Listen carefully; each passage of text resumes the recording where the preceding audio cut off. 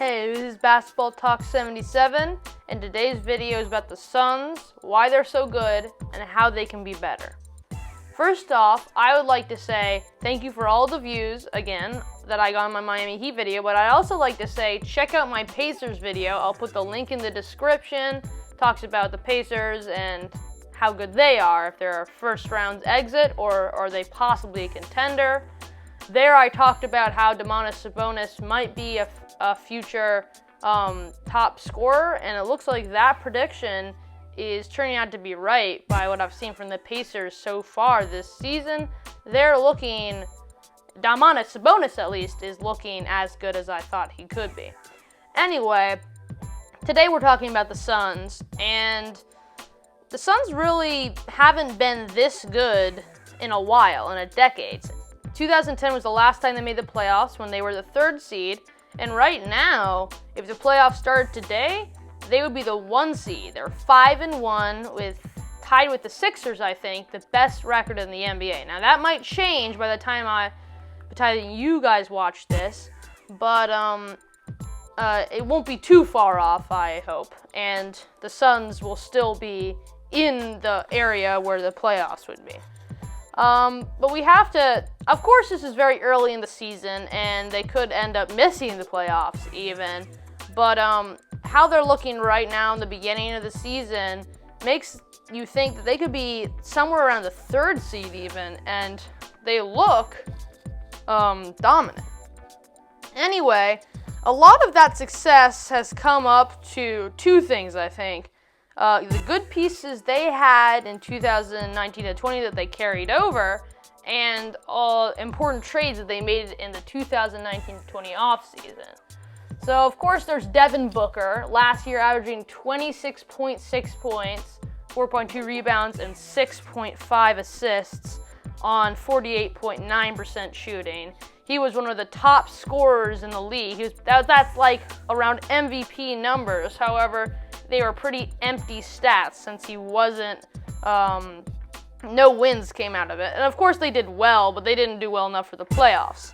Now, of course, the DeAndre Ayton suspension definitely hurt them, as he only played 38 games. But even in those 38 games, he averaged 18.2 points, 11.5 rebounds, and 1.9 assists on 54.6% shooting.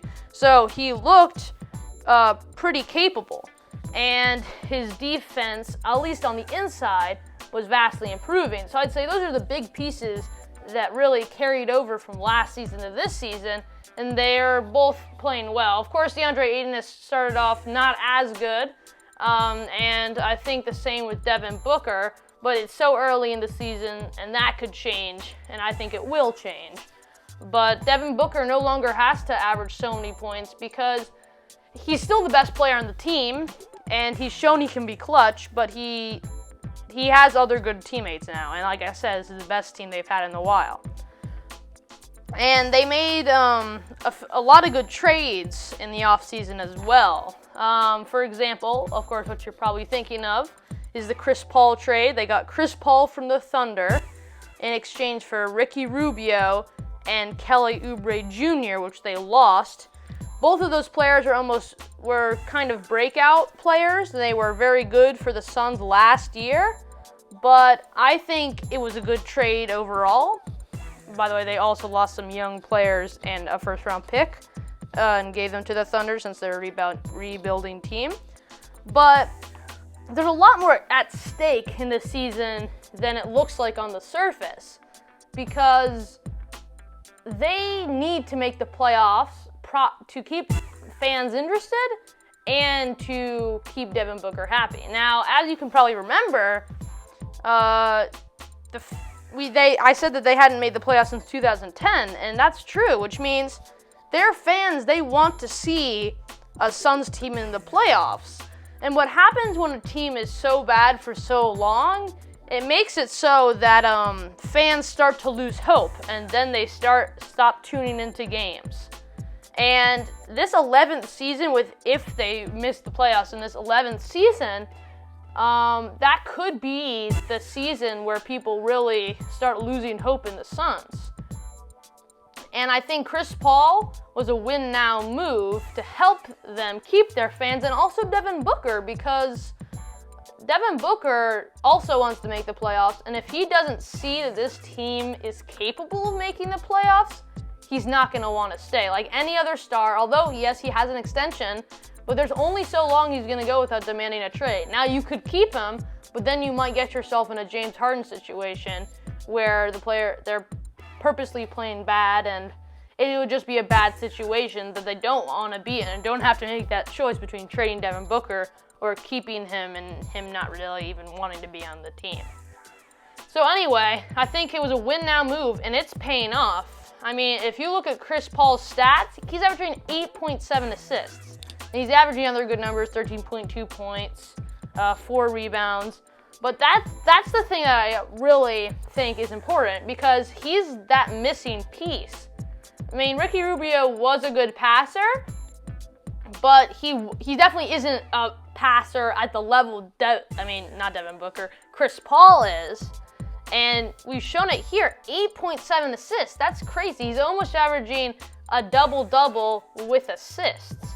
And that's exactly what he needs to do. He's the primary and one of the only playmakers left on the team.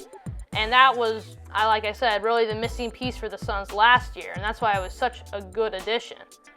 Also, he adds perimeter defense, something Devin Booker never had.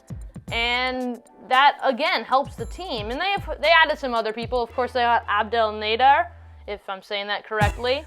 They got him from the trade, and they also got Jay Crowder from free agency. And he's paying off too, averaging 10.7 points. And Jay Crowder, as most of us probably remember, looked pretty dominant. Not dominant, but looked like a great outside three-point threat when he was on the Heat last year, and I think that's carried over. And he seems to be a very capable starter at power forward for the Suns this season. So this team is pretty good. Of course, we have to see how good are they? What seed do I think they're gonna be? And I would say, and this is, in the beginning of the season, I would have said maybe the 6th seed, the 5th seed, but as they're looking now, I could see the 3rd seed or the 4th seed. Anywhere between the 3rd and 6th seed, but even maybe the 7th seed if they really fall apart. But I want to give a guarantee that the Suns are going to make the playoffs this year. They look primed for the playoffs. They look dominant. They look like a playoff team. And I'm going to guarantee, barring any major injury to Devin Booker, DeAndre Ayton, or Chris Paul, I think that the Suns are going to make the playoffs, and I will guarantee it. I'll decide in maybe the next episode or next video what kind of what I'm going to have to do if my guarantee is incorrect, but we'll have to see. Anyway, I think I guarantee them to make the playoffs. They are looking really good.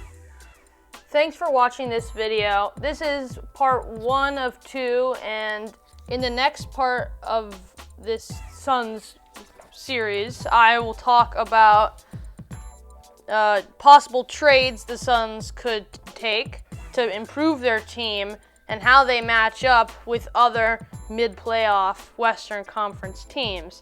So if you're interested in a more detailed analysis of the Suns, then I will put a tag at the end of the video, and I'll put a link in the description as well.